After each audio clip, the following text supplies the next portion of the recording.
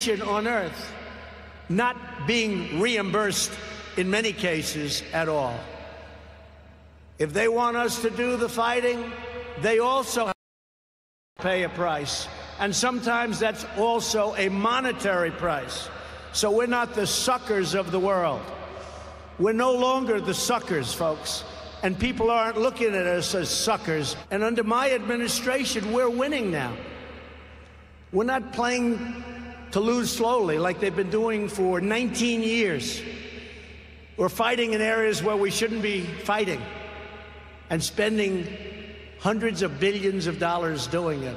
We want to fight where it's meaningful. Your general understands. I just met with them. Your general understands it. We want to fight for the meaningful things. Wow. That was the message from President Trump, who's now back in Washington this morning.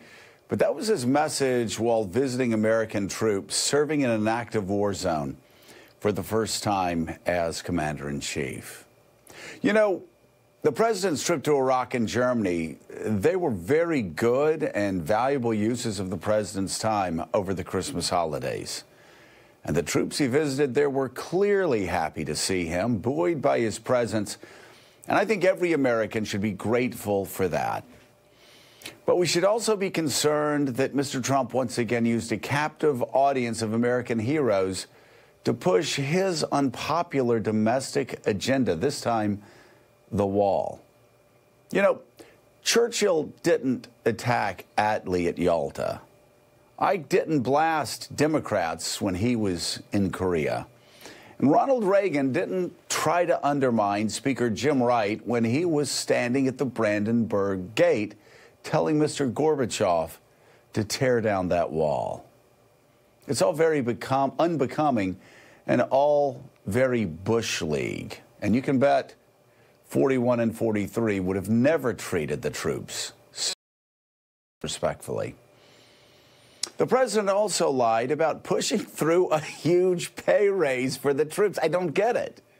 Because it's not true. It's not even close to being true. And of all the people in the world to know that the president of the United States was lying about a 10% pay raise that he pushed through himself, and he fought back against Democrats, and he got this huge pay raise. The very people who would know that he was lying about their pay raise would be the troops themselves who were in that audience, who opened their paychecks to see that they didn't get that pay raise, not a 10% pay raise. But, you know, worse than the president's bizarre tics, where he lies for absolutely no reason at all, I think more dangerous than that are his policies that will put those troops, and really you and me and all Americans, in greater danger.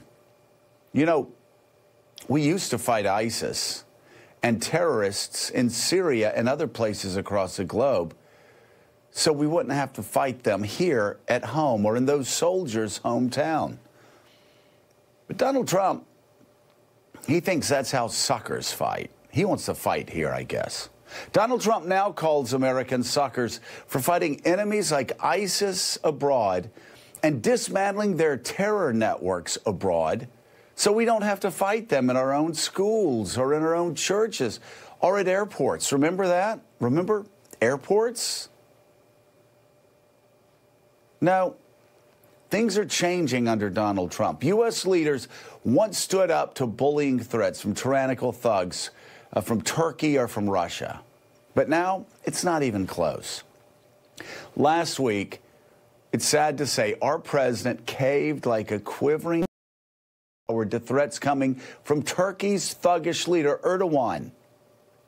Donald Trump bailed out on our allies, and he ran off his beloved defense secretary, all in response to a threatening phone call from the leader of Turkey? Are you kidding me? And this week, the president has sat silently by as Russia is now threatening the United States of America and threatening us over Saudi Arabia, ordering Donald Trump not to press the royal family there to hold their murderous crown prince accountable for the slaughter of a Washington Post columnist and a Virginian resident. Donald Trump attacked Barack Obama's foreign policy approach of leading from behind for years. But now we have a weak president who fears Russia and fears Turkey. And he's in full retreat across the globe. And he has gifted this Christmas season the Middle East to Russia, to Iran, and to ISIS. Now, it just seems to me that we aren't the suckers after all, Mr. President. You are. And you're the sucker for believing that dismantling America's most successful military operations across the globe will do anything other than help Russia, ISIS, Iran, and our other geopolitical enemies, our threats. That's not going to make America great again. It's actually going to make us much weaker than we've been at any time since World War II. You know, actually, we were great long before Donald Trump entered the White House, and we will be great again after he leaves Washington.